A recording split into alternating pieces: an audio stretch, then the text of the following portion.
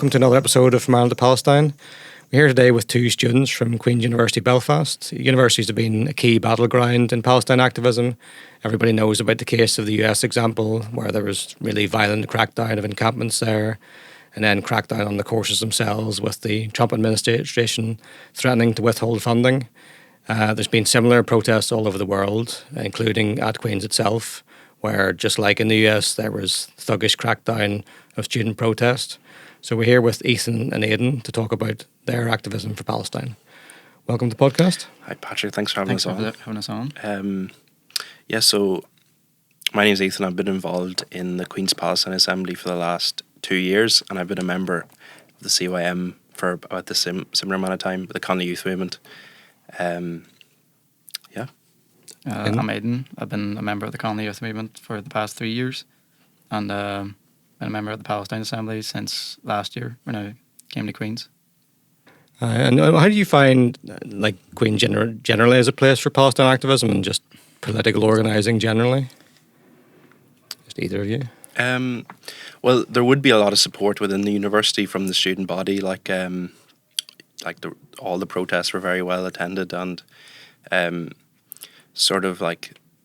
being in Ireland, that is a thing. There's a lot of people supportive of Palestine because they share that same. They see themselves in the Palestinians. Mm-hmm. You would have Irish language activists and communists and socialists all being involved. Now, the university itself is a different matter. They've sort of not supported it along the way at all. What would you? It's along the student population. There is quite a large amount of support for Palestine. Mm. But then when you get into the administration, it's quite a different matter, and they're more keen to crack down on activism. We'll get into that. I mean, there's obviously students. Do you just find sort of general passive support for Palestine? Because there's different tiers to it. Obviously, there's general support for Palestine. There's going to protests. There's going to direct actions. How do you find it breaks down between those? Yeah, so I'd say if you stopped a random student on the street and asked them did they support Palestine, they'd probably answer yes. But going into actual attending protests or direct actions, that numbers drop and drop.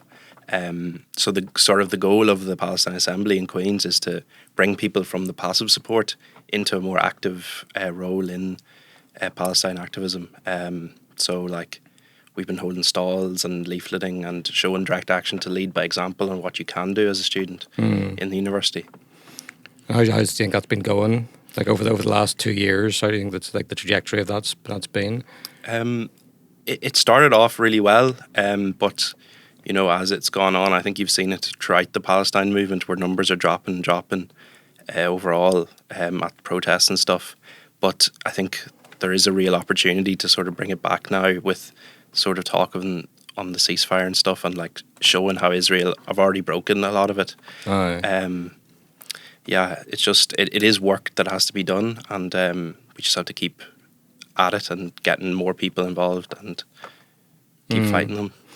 And are people saying things like, we find this a little bit on the street when we're talking to people, you get responses like, oh, isn't it over now? Isn't the genocide done? Do you find that a little bit with students as well? Or We've gotten some of that, but not much of it, at least not among the actual organisations. Although I would say that Queen's is quite a bit behind all universities in terms of their solidarity activism. The encampments last year or the year before, and the Queen's never really had anything like that. So it's a bit disorganised, but at least among just general people, you do have that sort of passive support for Palestine, even if it doesn't necessarily translate into active support. Yeah, I don't think it's changed all that much since the ceasefire, but it's also sort of, we need to build it up to begin with. And what do you think the hesitance is? Is it people who are worried about what might happen to them? Is it people who aren't aware the role protest and direct action has in political change? What do you think prevents people from getting involved? Well, it's definitely a part of it that people are scared of what will happen to them. A lot of people who would be supportive are international students, so they can't really engage in sort of risky direct actions in case they get kicked out of university or they be deported, like what's happening in the States.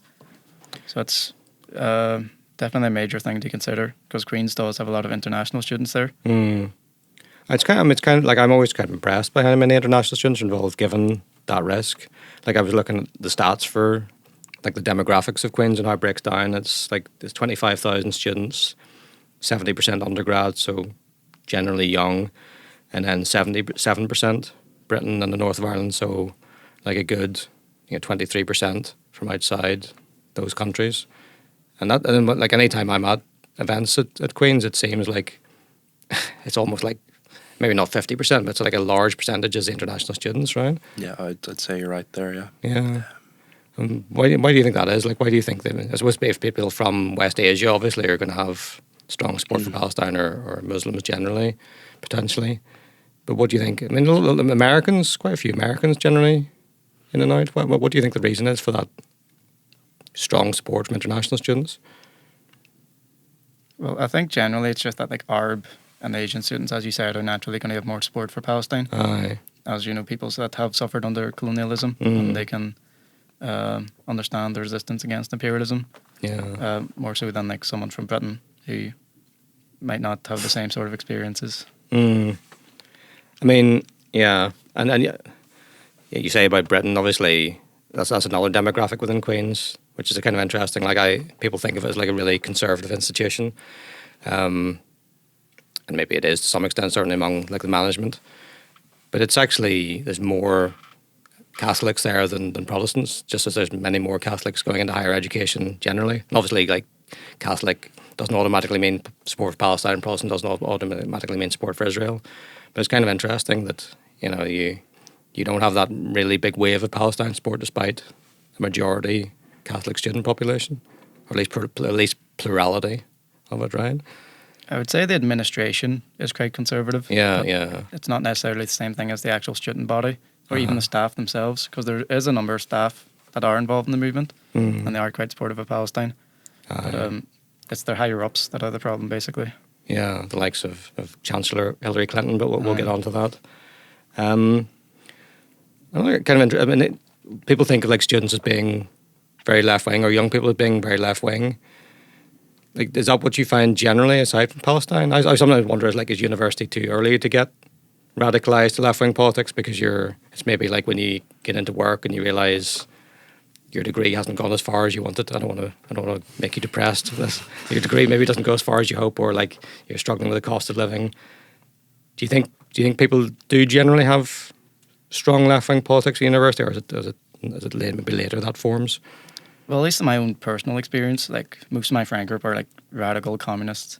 I don't know if that's because of me brainwashing them, but it might be a misleading sample, like, yeah.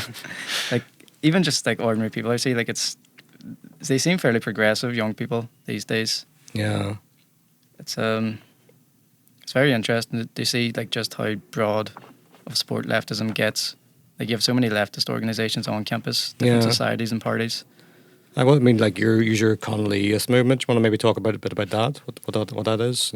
So we're an All Ireland Socialist Republican and Marxist-Leninist organisation. Mm-hmm.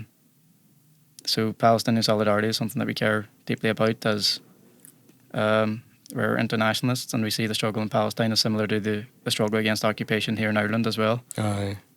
And the left-wing groups kind of work together, or is it like as fractious as you might expect the left to be? Within the Palestine Assembly, we do seem to work fairly well together. There obviously is the odd disagreement, but we sort of get over it. Mm-hmm. The Connolly Youth Movement's linked in with a group in Palestine called the PCYU, the Palestinian Communist Youth Union. Yeah. And we would do a lot of work for fundraising for them.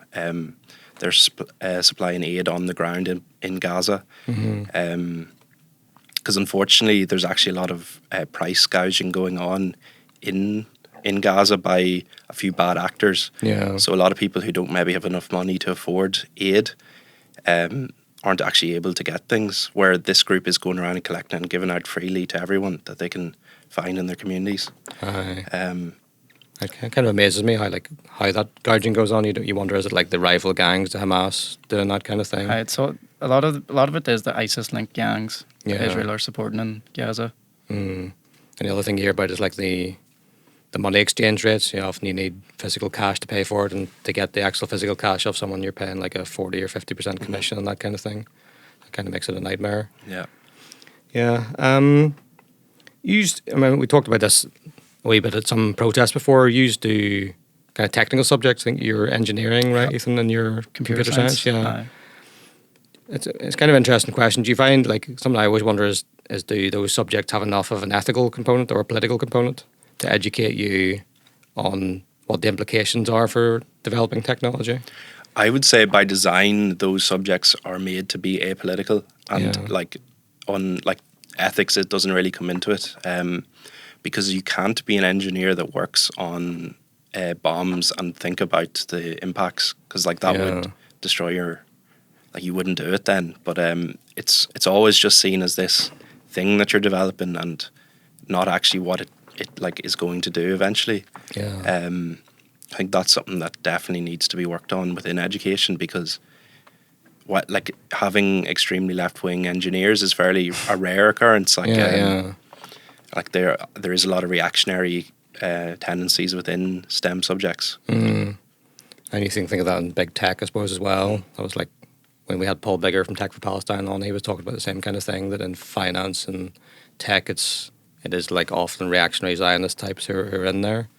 Well, they're all looking for jobs in Lockheed Martin, so it's sort of what you'd expect. Yeah. So you think it's by design, basically, that you keep that out of technology, so you have essentially just automatons churning out surveillance programs and drones and all the rest of it. It works perfectly for them. If you don't think about it, then you just keep working and making the bombs. It's not really a conscious thing. It's just for them, it's just a job. Just what they need to make money. They don't really think about the ethical implications. Yeah. I mean, that kind of been like an interesting campaign angle for Queen's or universities in general, to bring politics or education or ethics into technical subjects, to get people to think about those questions more. Yeah. So I mean, obviously we've been talking about your activism at Queen's. Do you want to go into a bit of depth about what the actual complicity of Queen's is then? So the Palestine Assembly has been submitting freedom of information requests. And we basically found out that Queen's has about £34 million invested in complicit companies.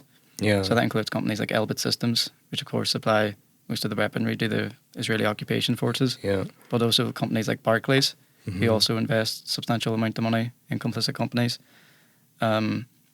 They claim that they've divested from Israeli companies, but that only accounts for direct investments. But they didn't really have any of those to begin with. Yeah. Because all of their investments are managed indirectly through BlackRock.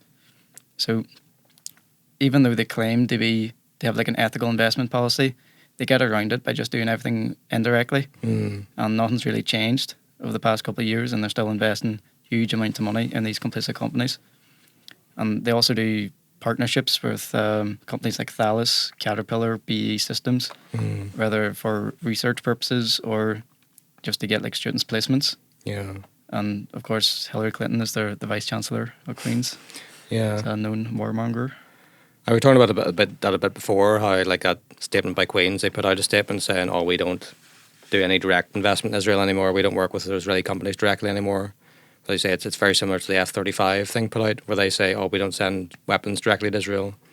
But what they actually do is they send them into a global pool for components, and then those components just end up in Israel. I mean, they say they can't track the components, but I find that hard to believe, that you would have this enormous weapons program and not actually track any of the components. It's the same thing with Queen's investments. It's all indirect. Yeah. So they have a sort of deniability, but we know where the money's going. We have the data there. Aye, so it's just a way of hiding it. And Ethan, I think you thought that maybe Queen's were actually involved in developing elements of the weapon systems themselves, the technology. There was a page on Thales' website about a doctorate placement in Queen's, where they were developing recognition software with AI to distinguish targets in cluttered environments. Now that page was taken down shortly after October 7th, and you can't find any record of it, but that was a placement that was in Queen's, and I think there's plans for an FOI request about that and what that entailed. But just nasty stuff like that. That is a weapons company developing software for missiles to strike in cities. Like, Yeah. And Queen's is heavily involved in that there, and they basically set up recruitment for these companies as well at fairs at Queen's and set up placements as well. They're always at their careers fairs for STEM students. You always see their stalls. Like, we disrupted a careers fair last year. We had Dallas, Spirit Air Systems, Collins Aerospace. Yeah. Probably a whole bunch of other complicit companies. Martin Baker and less seriously Coca-Cola, obviously, but I was one we did about what my BDS were involved in that too. So like February or something. We did that one, yeah. And it was a success, right? Yeah, and we also disrupted a Royal Air Force recruitment stall because, as you may know, that they're involved with reconnaissance flight for the IDF. Yeah. Out of their bases in Cyprus, so they're heavily involved in the genocide. Those and like sometimes the day after those reconnaissance flights go over Gaza, the place where they were reconnaissing was struck by a airstrike. Like, yeah. I think your man Matt Kennard for Declassified, it was one flight where they just switched to like a private provider for the planes, and they'd forgotten to turn off the transponder, and they had the exact flight path of the plane, didn't they? And then they found it just a day after around Khan Yunis it was bombed. And Britain says it doesn't directly assist the Israelis, but it just gives them all this intelligence carte blanche, and obviously they're going to do with it what they do with it. They use to bomb people. So yeah, I mean our RAF are massively complicit, and PSNI too. You've disrupted their stalls, and the Royal or the British Army as well. Yeah, there's always British Army stalls like around freshers fairs and stuff like that. Because you have like 3 societies at Queen's that are basically just they prey on young students and get them to enlist in the British Army. Like, you have the Officer Training Corps, which is the main one. Then you also have ones for the Air Force and the Navy, and probably other ones I'm forgetting as well. Aye. And then the PSNI, they cooperate with Queen's Security to have stalls on campus as well. So there's... And the PSNI themselves are complicit. They are involved in Project Roxanne, which is a facial recognition software that the PSNI and the IDF have developed in tandem. And it's used in Palestine to sort of, when, like, say, Palestinians are going through border crossings, to recognise who the sort of people they want to maybe hold up or beat or jail or whatever they do to them. And that's also used here on the Land Rovers and with the facial recognition software. Yeah, that's a classic example of how Palestinians are used as the guinea pigs for things, and as gets brought back here, and we suffer from it directly. I think the PSNI, or were they involved? I don't know if they still are, with like training Israeli police stuff. Pretty sure they were. I think they have trained Israeli police before. Yeah. Because like the tactics that they use to maintain the occupation here are universal. Like the counterinsurgency tactics of the Troubles, they've been deployed all over the globe. Yeah. So and then like the techniques used here, like in the early 1900s, were then brought to Palestine and then bounced back to here again during the Troubles, and then bounced back. So it's just kind of back and forth. Yeah, imperialists are always learning from each other and developing their strategies. Like, yeah. I was back the book by, is it Anthony Lowenstein? He talks about the Palestine laboratory. How Palestine's just basically like a testing ground for all these tools, which then get just deployed in everyone else. So it's like an important lesson in everyone understanding how, Palestine matters to everyone, not just, like, it's not just, do you care about Palestinians? You should, but you should also care about yourself and how it bounces back to you eventually. Like how Elwood Systems market their weapons as field tested after they've been used to kill Palestinians. Exactly. So that's it's seen as them as like a plus on the market, so they get extra money for it and more people buy them, because they've been used. It's just like human guinea pigs. I think a lot of war is just that. It's just like a lab for weapons companies. So what about the Clinton then? She's a chancellor of the university. Well, vice chancellor. Is it vice chancellor? I'm sure she. I don't know. You probably know better than me. I thought she was the chancellor is elected by Queen's, I believe, but the vice chancellor is their ceremonial role, basically. That's granted to her. The chancellor actually does stuff. The vice chancellor is just some symbolic, and unelected. Unelected, yeah. Yeah.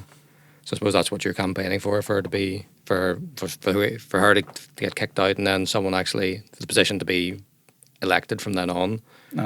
Yeah, I think like an angle you were maybe thinking of pursuing was the fact that like the Epstein files have come up against. It's not just she's linked to genocide now because she's backed the genocide and she's backed every war going in the past, and like every US war, but she's now been subpoenaed by like a congressional committee because of her and her husband's involvement with Epstein. So it's like, why does Queen's University want to be associated with paedophilia and genocide? Yeah, like you shouldn't have paedophiles at a school. Like yeah, exactly. Yeah. I'm not necessarily saying that Clinton's a paedophile, but she was certainly very close to one of the worst paedophiles ever that we know about. So, like they go on about like Palestinian solidarity activists as being terrorists and stuff, and then you have like paedophiles or people with links to paedophiles having these positions in universities. Aye. And there's George. They still have that building named after George Mitchell, right? Like who's he visited last year. Yeah. There was some like event for a whole bunch of like secondary school students that he was speaking at. And we held a protest outside that as well. Yeah, and he was accused by like one of the most abused victims of Epstein, Virginia Giuffre, of raping her in 2019. And yet he's still got this building named after him at Queen's. And he's still attending events, speaking to children. Yeah. Well, that's a good point. And it was like, it wasn't just like students like 18 plus. It was like it was from local secondary schools, I think. Yeah. It wasn't even like a Queen's University student thing. It was like they brought in secondary schools. For that. Yeah, I remember you having to sort of weigh up what the right way to protest that was because you didn't want to go in and scare a load of. Yeah, we don't want to scare people. Like we actually had a lot of the students there supporting us. They had some of them like joining us and like taking photos with us and stuff. Class, yeah. So you actually cared more about their well-being than the university did by bringing George Mitchell in. Yeah. Do you want to go into a bit more about just like what the Palestine Assembly does generally, like sort of day to day, and what the main activities of it are? Well, there's a lot of things that it does. Like it engages in direct action through like sit-ins of the Lanyon building. Like we had one on October 7th where we dropped the banner from the inside balcony. Yeah. And handed out leaflets. We do also fundraising for charities in Palestine. And just constantly trying to pressure Queens to divest from the Zionist state and to raise awareness and organise people on campus around it. We also have a research section who are writing up a document at the minute on the complicity of Queens, something like the LSE one. We had an LSE speaker over basically describing their process. London School of Economics for people who maybe don't know. But their document is very good, and we're trying to strive to have something similar out hopefully by the end of this academic year. But we have sort of the information on leaflets, but we want a proper document to be able to publish and just to point out every part of their complicity. Like an actual report? Yeah. You get someone to double up and like get their dissertation out of that at the same time. That'll work well. I mean, do Queens ever meet with you? Like, do you ever manage to get a meeting with them and to make demands and that sort of They thing? have had meetings with members of the Palestine Assembly, but nothing's ever really come out of it. Yeah. It's just like they make all these commitments, and then of course, as we saw with their supposed divestment, nothing ever really happens. It's just they placate the student movement. They sort of fob you off, basically. They always find a loophole or a way around it. Like they don't actually want to do what the students are demanding. Like and that's a big earner for them, I suppose, and that's essentially what universities are now. They're basically businesses. Do you want to? I mean, like you were talking a bit about some of the actions you've done, like the careers fair and the occupation of the Lanyon building recently. Probably the biggest one was the one last year. Was it 14th of November? Where when Clinton was coming. Do you want to talk about that a bit?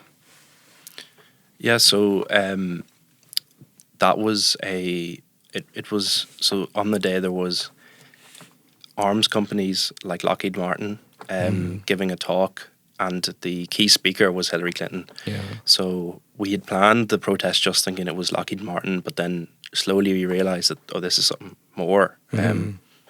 And then rumours started coming in that Hillary Clinton would be there. Yeah. So we managed to hold a massive rally outside the gates of Queen's, and the whole university was barricaded off. So myself and a few other students went on to the lawn, which was unbarricaded, with a Palestinian flag. And then 3 riot police charged me from the PSNI and arrested me for trespassing. Yeah. Now, I don't know how I was trespassing in my own university. Yeah. And the police later admitted that and dropped that charge against me. Yeah. But they said that I was resisting arrest and brought me through court, myself and 3 other students, through court for 6 months then on these charges. And they were eventually, we weren't convicted, but it did disrupt our lives a lot. We had to go to court 4 or 5 times and plan our defence, and we ended up getting around 5,000 letters from around the island, basically asking the PPS to drop the charges against us. And there was TDs in the south, such as Claire Daly, coming out in support for us. It was a big campaign, but yeah, it was just mad that Queen's allowed this to happen on the university, that we were tackled to the ground. Other students were pushed to the ground, and the police drew their batons on students, and it was just appalling, to be honest. The brutality that was just in an instant they put against us. I mean, like, obviously anyone thinking about sending their kids to Queen's is not exactly reassuring, is it? If, like, you send your kids to Queen's and then maybe they want to be involved in a peaceful protest, and then they're potentially hospitalised by riot cops. I mean, you were already injured, weren't you? Like, an injured hand. My hand had been broken, so I was tackled to the ground with my hand in a cast. But and probably kind of like an illegal way of tackling you. They kind of like tackle you by your neck, basically. Yeah, and one of them had their foot on my neck at one point.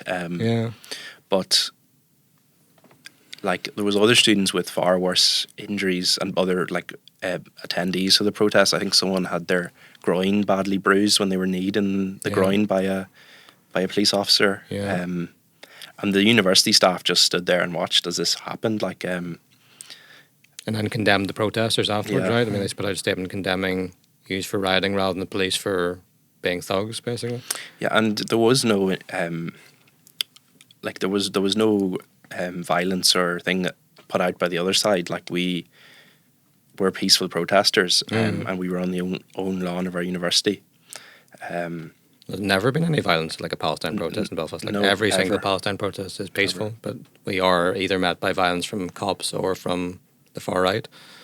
The police actually end up claiming that they suffered like 30 injuries at the thing, and then we sent out a Freedom of Information request again to see what those actually were. And the stuff they came out with was absurd. They were saying that people had headaches and stuff like that as like injuries. They're saying that like one cop pulled his back because he was dragging students across the ground. Yeah, it was absolutely insane. But they were like beating students with batons. They were kicking people, punching people, scratching people in the face with their nails. Even it was shocking. And there were elderly protesters there, like got punched in the chest, and could have caused heart, like people with heart conditions who got like punched in the chest. People being thrown to the ground. It was just kind of mad. What was it you were charged with in the end? Then the 3 year? Myself. So originally we were charged with trespassing. Yeah. But in the police station, which we were there for 9 hours that evening, they dropped the charges of trespassing and said we were resisting arrest because we didn't walk to the police van. Now, there was one of the other students was accused of obstructing justice, and another one was accused of obstructing justice, trespassing, resisting arrest, and assault on a police officer. But again, we none of us were convicted for any of that. But there's been repercussions of that since, hasn't there? Because you've been expelled from the university. I've been expelled from the university since. So the circumstances of that are a bit strange. So I ended up having not passed one of my modules and was set to resit it. But a family member passed away before the exam, so I wasn't able to attend. But the university didn't accept that as a valid reason for not attending the exam, and didn't offer me another opportunity to sit it. Now, I thought that was probably just, okay, the university just being a bit weird and the rules just not working in my favour. But then another student in the QUB3 has now gone through a disciplinary process, and that's ongoing. So I think that maybe those are definitely linked together, that this might have been a targeted expulsion. They found an easy way to get rid of me. Yeah. Yeah. Yeah. I mean, that seems a little more than coincidence, because the other person involved is also heavily involved in sort of direct actions, and one of the most prominent people in QUB Palestine activism. So it kind of makes sense. Are you appealing that now then? Or? Yeah. So I'm going to the Public Service Ombudsman now to appeal that decision. Yeah. But I don't think we'll go back to Queen's anyway, just of how I was treated. Have you just basically had enough? You just thought it's you'll just go somewhere else. But you want to get justice and then just go somewhere else. Yeah, well, on principle, I don't think they should get away with something like that. If that is the case of what they did. And is there fear now from other students about repercussions for them? Like, what's the mood in the Palestine Assembly? Are people worried about what might happen to them? It's definitely in people's minds, but people are like, they understand that is the risk that they're taking up. And again, if you want to minimise that risk, there is things you can do. Like, not everyone has to be involved in direct action. There's background stuff that everyone can do. You can be involved in many ways. Like, it's a shame though, because like obviously it does seem like that's an effective way to crack down on direct action. Obviously, we're in BDS, we think that's the way to go. But if universities can get away with what they're doing to you, it does just put a clamp down on direct action. Yeah, I definitely think it set us back a bit. Like it's probably a bit worrying for new people to the university, thinking, well, these people were arrested. Like, I don't want to get arrested and be kicked out of university. I mean, I don't want to be sort of blasé about expulsion, because it's a big deal. Like, obviously, if you sit a year of university, then there's all the money you put into fees, which are now ridiculously expensive, and it should all be free. But at the same time, you know, you're young, and like most students are young, and you can afford to have a setback and make up for it later. Yeah, no, it's going to be fine. Like, I'm not too worried about what's in store for me in the future, but it is just unfortunate that the university has made this decision. Yeah. And like, look, there's people suffering far more around the world than me losing a year of university. Yeah.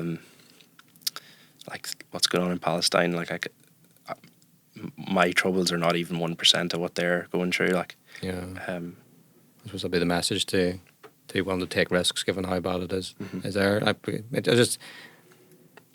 Active activists and retirees are often like the backbone of student movements, and it's kind of like the same thing. Like, students tend to have a bit more free time. I don't want to say I'm not doing the lazy student stereotype. It's just I know I had more time when I was a student, and retirees it's kind of the same. And both can feel like you don't have as much to lose. Like, if you're a student, it's like, I'm young, I can take a setback and make up for it later. And if you're retired, I often hear retirees say this. They go, oh, well, I've lived my life now. It doesn't matter what happens to me. So it's kind of like they're relaxed about the consequences of it. Is that, do you feel that way at all, or not, in terms of what it's like being a student activist? Or do you ever talk about that with other students?